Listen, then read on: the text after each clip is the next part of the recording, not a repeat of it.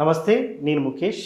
గోకర్ణ గౌరవాన్వితులు, శాక్తేయ సహస్ర కిరణ బిరుదాంకితులు, శక్తిపీఠం వ్యవస్థాపకులు పూజ్యశ్రీ డాక్టర్ స్వామి శాంతానంద పురోహితి గారు మనతో పాటు ఉన్నారు. వారితో మాట్లాడే ప్రయత్నం చేద్దాం. గురువు గారు నమస్కారం. శ్రీమాత్రే నమః. రామదూత సూత్రం, ముఖ్యంగా ఈ రామదూత సూత్రం యొక్క రహస్యాలేంటి? రామదూతము అంటే ముందుగా గుర్తొచ్చేది హనుమంతుడే. ఇది చదవడం వల్ల ఎటువంటి ఫలితాలు ఉంటాయి? ముఖ్యంగా ఎవరు చదవాలంటారు? నిత్య జీవితంలో కూడా చదవచ్చా? చదివితే ఎలాంటి ఫలితాలను మనం చూడవచ్చు అంటారు?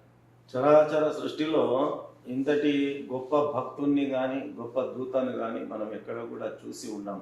అలాంటి మహనీయమైనటువంటి చారిత్ర్యము ఆంజనేయ స్వామి. కాబట్టి రామదూత అనేటటువంటి పేరిట వారు ప్రసిద్ధిగాంచడం జరిగింది. రామదూత ఆంజనేయ స్తోత్రం అనేటటువంటిది సకల కామనలను పూర్తి చేసేటటువంటి స్తోత్రము. ఇందులో ఎలాంటి సంశయం అనేటటువంటిది లేదు. అయితే ఈ స్తోత్రాన్ని పారాయణం చేయడం వల్ల ఎలాంటి ఫలితాలు మనకు కలుగుతాయి అని అంటే 1, 2 అని చెప్పడానికి వీలు లేదు. మనం ఆ రామదూత స్తోత్రాన్ని కనుక చదువుతూ వెళితే మొదటి శ్లోకం కానీ 2వ శ్లోకం కానీ ఈ ఒక్కొక్క శ్లోకంలో అత్యంత స్పష్టంగా అందులో ఉన్నటువంటి ఆ పదాలను మనము ఆకలింపు చేసుకుంటే వచ్చే ఫలితం ఏమిటో ఇట్టాగే మనము ఊహించవచ్చు. అలాంటి ఉత్కృష్టమైనటువంటిది రామదూత ఆంజనేయ స్తోత్రం అనేటటువంటిది. ఈ స్తోత్ర పారాయణం చేయడం వల్ల మనకు దుస్వప్నములు ఏవైతే ఉంటాయో ఆ దుస్వప్నముల బారి నుంచి మనం దూరం కావచ్చు. తర్వాత శత్రు బాధ అనేటటువంటిది ఉంటుంది మనకు.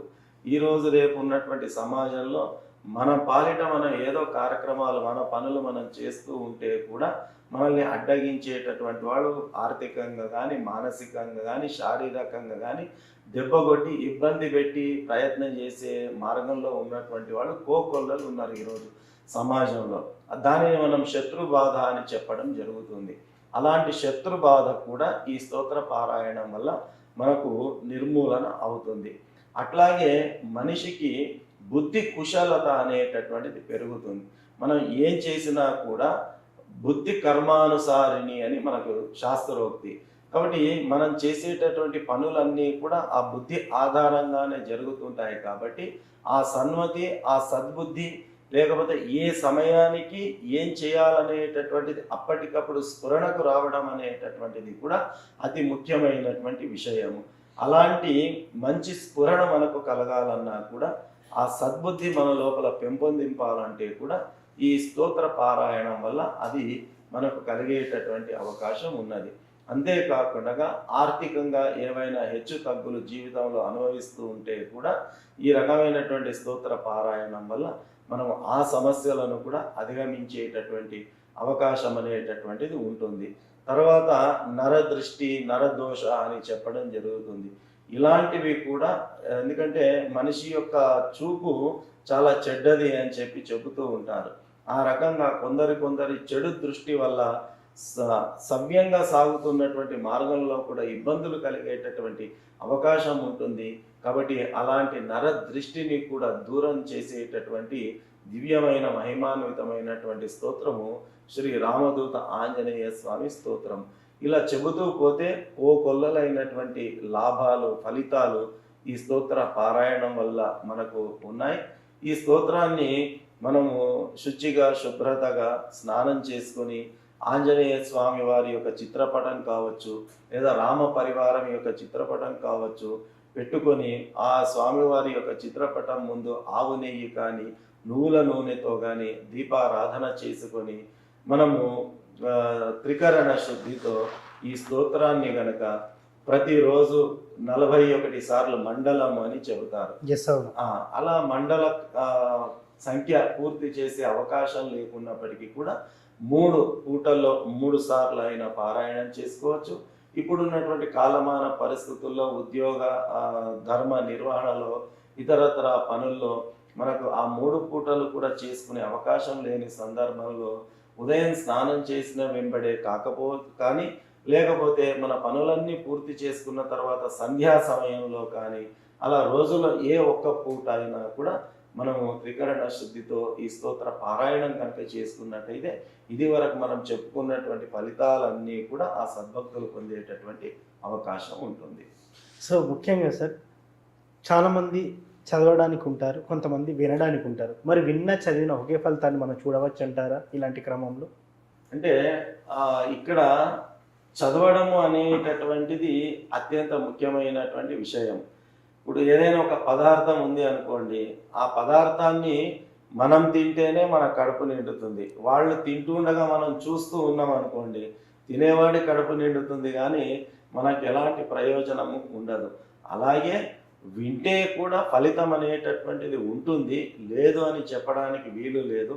ఎందుకంటే శాస్త్రంలో అది కూడా చెప్పారు, శృణ్వన్ తపః అనేటటువంటి మాటను మనకు చెప్పారు. వినడం కూడా ఒక గొప్ప తపస్సుతో సమానము అనేటటువంటి విషయాన్ని చెప్పారు. ఏదో మామూలుగా మనం ఫోన్లో కానీ ఇతరత్ర యూట్యూబుల్లో కానీ అట్లా వినడం కంటే కూడా స్వయంగా మనం ఉచ్చరించి ఆ పారాయణం చేయడం వల్ల ద్విగుణీకృతమైనటువంటి సత్వరమైనటువంటి ఫలితాలు పొందేటటువంటి అవకాశం ఉంటుంది. కాబట్టి మనం వ్యక్తిగతంగా మనం పారాయణం చేయడం అనేటటువంటిదే అత్యంత శ్రేయోదాయకమైనటువంటి విషయం. 41 రోజులు ఈ మంత్రాన్ని అయితే చదవమని చెప్పారు గురుగారు. మరి ఈ 41 రోజులు ఒక పటం పెట్టుకొని చదవమని అయితే చెప్పారు ఇందాక. మరి చదివే ముందు కానీ చదివి అయిపోయిన తర్వాత కానీ కొబ్బరికాయ లాంటిది ఏమైనా స్టార్టింగ్ కొట్టాలా? అదేవిధంగా ఇలాంటి మాండలిక దీక్షలో ఉన్నప్పుడు మనం ప్రతిరోజు నైవేద్యం లాంటిది ఏమైనా పెట్టాలా? కొంతమంది బ్యాచులర్గా ఉంటారు, ఆధ్యాత్మిక జీవితాన్ని గడిపే వాళ్ళు ఉంటారు, కానీ అక్కడ రూమ్లో పరిస్థితులు అనుకూలించిన వారు డైరెక్ట్ రోజు గుడికి వెళ్ళి చదవచ్చు అంటారా? మీరేం చెప్తారు? చిన్న వివరణ.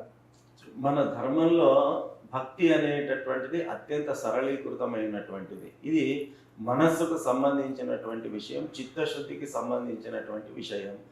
కాబట్టి 41 రోజులు పారాయణం చేయాలన్న ఒక మండల దీక్ష చేపట్టినప్పుడు ఏదైనప్పటికీ కూడా సంకల్పం అనేటటువంటిది అత్యంత ముఖ్యమైనటువంటిది. కాబట్టి మొదటిసారి ప్రారంభం చేసేటప్పుడు బ్రాహ్మణోత్తముల ద్వారా ఆ యొక్క సంకల్ప పూజ చేసుకొని స్తోత్రాన్ని ప్రారంభించడం అనేది అత్యంత విశేషమైనటువంటిది. తర్వాత మండల కాలము పూర్తయిపోయిన తర్వాత ఉద్యాపన అనేటటువంటి పదప్రయోగం చేస్తారు. అంటే ముగింపు అని అర్థం. ఆ ముగింపు సందర్భంలో స్వామివారికి విశేషంగా అర్చన అభిషేకాది కార్యక్రమాలను చేయించడము, మామూలుగా వడల హారాన్ని ఆంజనేయ స్వామికి సమర్పిస్తారు, అత్యంత ప్రీతిపాత్రము అని చెప్పి. లేదా తమలపాకులతో స్వామివారికి పూజ చేయించడం కానీ, వడల హారాన్ని సమర్పించడం కానీ, ఈ రకంగా మన శక్తి కొలది, భక్తి కొలది, స్తోమత కొలది, యోగ్యత కొలది మనం స్వామివారిని మన వీలును బట్టి మనం అర్చించుకోవచ్చు. ఇక నిత్య నైవేద్యం విషయం అంటారా, మనకు భగవంతుడి అనుగ్రహం చేత ఏది సాధ్యమైతే దాన్ని నివేదనగా మనం సమర్పించుకోవచ్చు. ఏది లేని పక్షంలో ఒక అరటిపండు స్వామివారి ముందు పెట్టి స్వామివారికి నివేదన చేసినా కూడా అది మహానైవేద్యంగా భావింపబడుతుంది. శక్తి ఉన్నటువంటి వాళ్ళు శాస్త్ర విధి విధానాల ప్రకారం ఏ ఏ నివేదన ఆంజనేయ స్వామికి మనకు తెలియచెప్పబడ్డాయో అలాంటివి చేస్తే సరిపోతుంది. శక్తి లేనటువంటి వాళ్ళు మామూలుగా పాలు చక్కెర పెట్టిన, బెల్లము పుట్నాలు పెట్టిన, లేదా అరటిపండు పెట్టిన, ఏ రకమైనటువంటిది సమర్పించినా కూడా భక్తితో సమర్పించడం అనేది ముఖ్యం. భగవంతుడు దాన్ని స్వీకరిస్తాడు, మనల్ని అనుగ్రహిస్తాడు. ఎస్, ముఖ్యంగా ఈ స్తోత్రం ఎలా చదవాలి, ఎలా చదవడం వల్ల ఎలాంటి ఫలితాలు కలుగుతాయి, ముఖ్యంగా ఈ స్తోత్ర పఠనం వల్ల కలిగే ఫలితాల గురించి చాలా చక్కగా చెప్పుకున్నారు గురువుగారు. ధన్యవాదాలు. శ్రీమాత్రే నమః.